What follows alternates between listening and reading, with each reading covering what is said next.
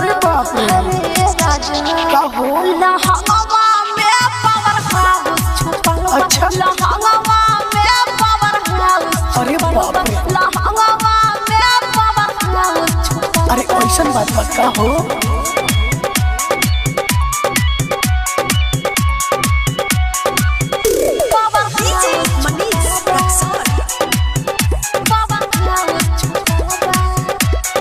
Music by Nitesh निराला।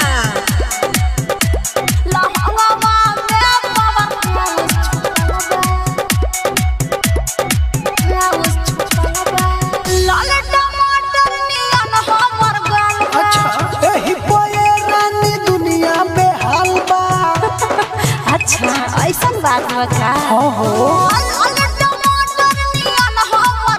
हाँ हाँ एही पोए रानी दुनिया बेहाल बा अच्छा चले में मोरा तू गोला घुसल बा अरे हे राजा ऐसन का लहंगवा में पावर हाउस छुपल बा। लहंगवा में पावर हाउस छुपल बा। लहंगवा में पावर हाउस छुपल बा। अरे बाप रे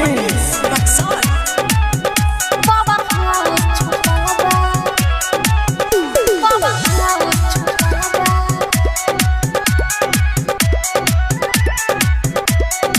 दूर तू हटा यानी तसनी रे का मुंह करवालू चितरंगत से काला अच्छा ढेर बोलबा कहाँ देखला बताई का दूर तू हटा यानी तसनी रे अरे मुंह करवालू चितरंगत से काला पर पर रस हमारा भी नाच सलवा हरे राजा का हो लहंगवा में पावर हाउस छुपल बा। अच्छा। लहंगवा में पावर हाउस देखावा ना लहंगवा में पावर हाउस छुपल बा।